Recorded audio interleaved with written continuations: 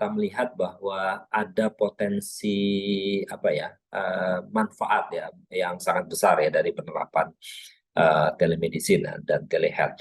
Tetapi ini memang sangat tergantung dari banyak hal ya. Artinya ini ada inovasi, tapi inovasi baru ini ya selain memecahkan masalah juga menambah masalah gitu. Jadi menambah masalah baru gitu ya.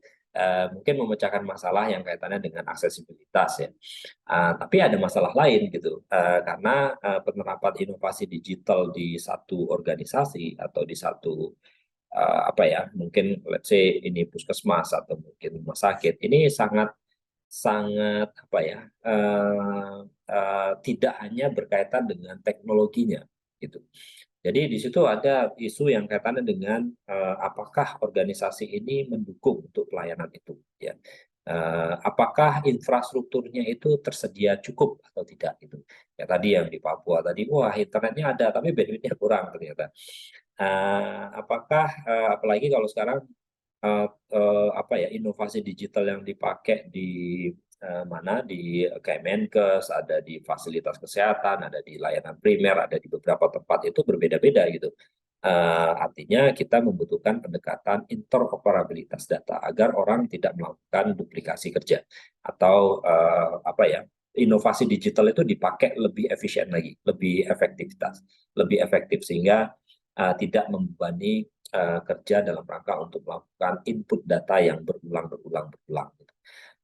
Kemudian isu yang kaitannya dengan tata kelola, tidak hanya tata kelola yang di level mikro ya, di level puskesmasnya tadi kalau umpamanya kita lihat PHC itu ada perawatnya yang diterjunkan ke lapangan, dokternya juga bersedia standby di puskesmas.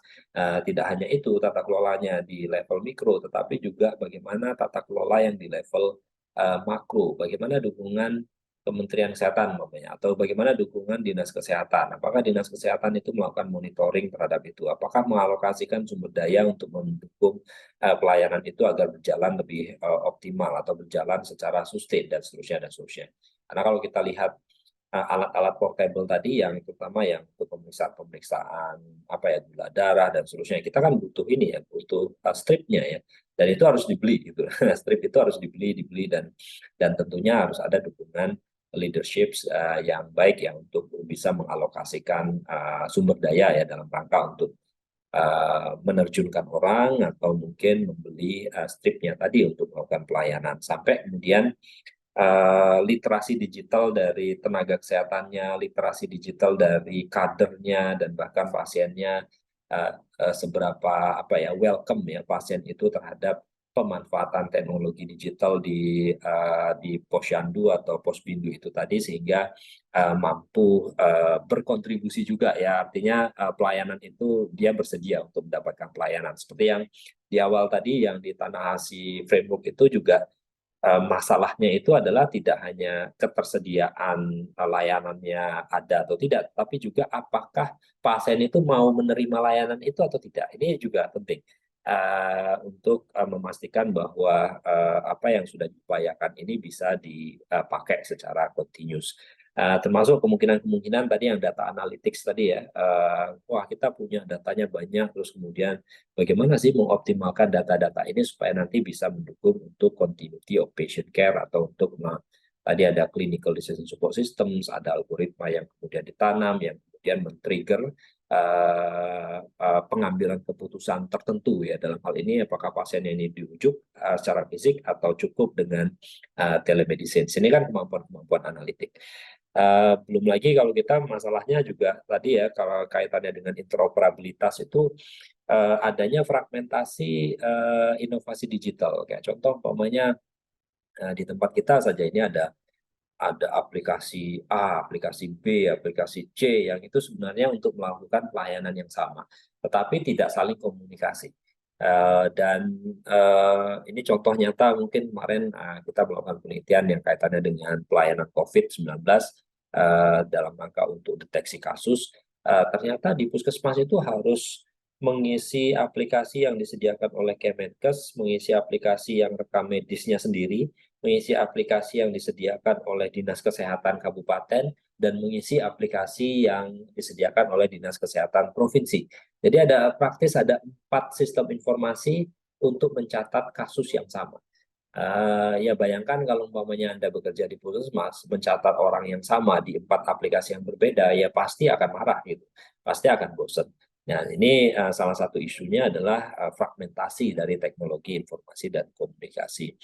Belum lagi tingkat kepercayaan tadi ya, jadi akseptabilitas dari layanan tersebut bagi masyarakat. Faktanya apa ya, banyak sekali sekarang masyarakat-masyarakat yang lebih memilih untuk mendapatkan pelayanan kesehatan di luar negeri dibandingkan di dalam negeri, dan bahkan Pak Menteri sama Pak Presiden itu pernah menyebutkan itu tuh kehilangan sekian triliun gitu ya, orang-orang yang berobat ke luar negeri ya hanya karena mereka tidak percaya atau tidak accept ya terhadap pelayanan yang ada di dalam negeri atau pelayanan yang disediakan.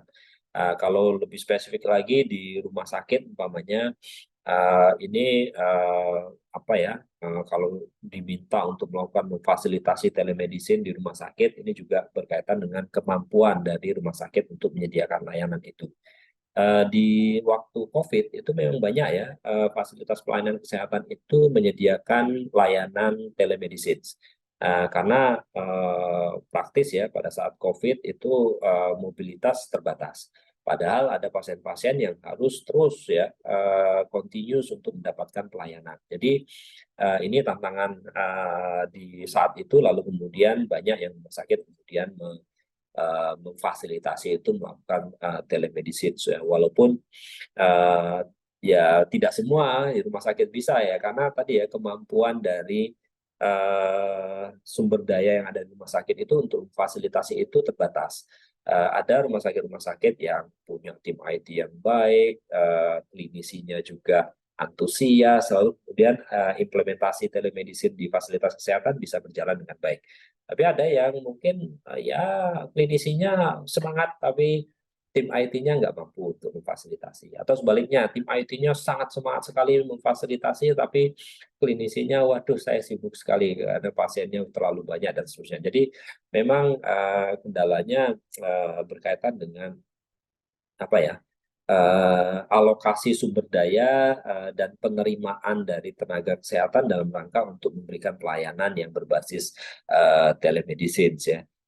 Dari sisi apa ya, dari sisi manajemen ya juga saya kira tidak banyak yang melihat peluang itu bahwa ini bagian dari enabler pendapatan gitu.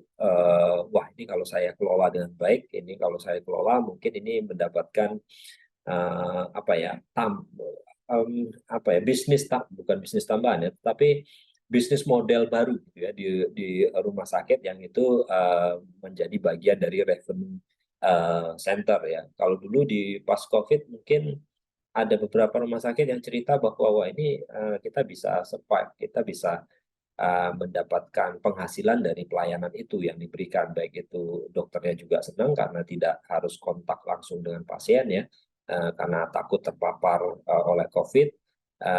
Kemudian tetapi pelayanan itu tetap bisa berjalan ya, walaupun akhir-akhir ini ya mungkin kembali lagi sepertinya seperti awal bahwa ada isu kepuasan ya, kepuasan pasien kalau nggak ketemu dokternya itu ya nggak puas gitu. Jadi memang apa ya, faktornya banyak ya, ada faktor budaya, faktor organisasi, faktor teknologi, dan faktor orang-orangnya yang memungkinkan bahwa pelayanan telemedicine ini bisa sustain ya.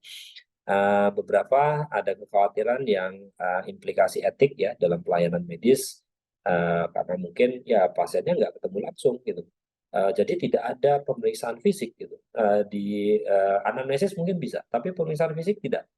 Padahal kalau kita lihat dari pola dari pelayanan kesehatan, pelayanan medis itu, kita harus mulai dari uh, anamnesis, pemeriksaan fisik, pemeriksaan penunjang, lalu kemudian baru bisa melakukan pengambilan keputusan klinis. Dari pengambilan keputusan klinis itu baru kemudian kita melakukan treatment atau tindakan dan sebagainya.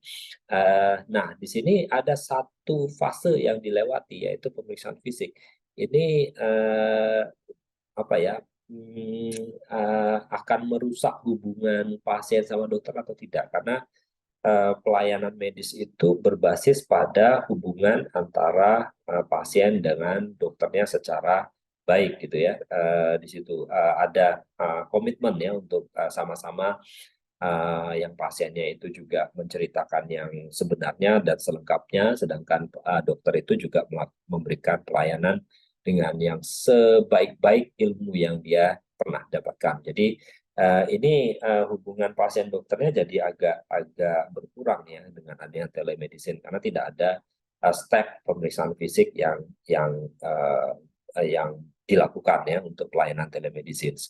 Apalagi kalau tadi ada artificial intelligence ya, yang sudah apa ya, sudah bisa memberikan rekomendasi-rekomendasi terhadap oh ini ada abnormal ini ada abnormalitas ini kemungkinan ini kemungkinan ini ya. Ini justru malah apa ya, malah tenaga kesehatan itu kehilangan sense dalam membuat keputusan klinis, karena sudah di drive langsung oleh mesin gitu. Jadi mesinnya mendrive bahwa oh ini loh apa diagnosisnya, oh ini loh apa namanya, abnormalnya ada di sini, sehingga apa ya, kecenderungan bisa saja lama kelamaan itu kecenderungan untuk mengikuti rekomendasi dari mesin gitu.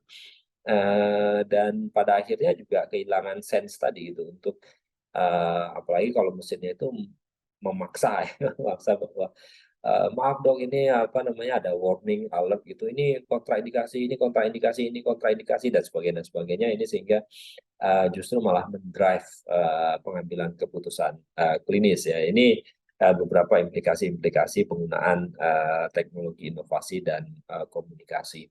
Kemudian dari sisi apa ya, pengguna, ini literasi digital ini juga apa ya, jangan-jangan ya layanan telemedicine ini akan ada di waktu COVID kemarin, ada 11 telemedicine gratis bagi pasien isoman.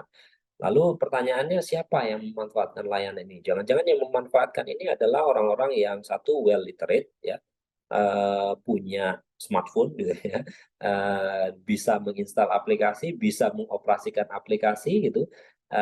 Lalu bagaimana orang-orang yang nggak punya smartphone, yang dia literasi digitalnya itu rendah, dan bahkan kalaupun punya smartphone mungkin nggak berani untuk melakukan konsultasi, jangan-jangan nanti bayar, jangan-jangan ini bayar, kekhawatiran berlebihan terhadap pemanfaatan teknologi informasi dan komunikasi, itu malah justru orang-orang yang tidak bisa apa ya,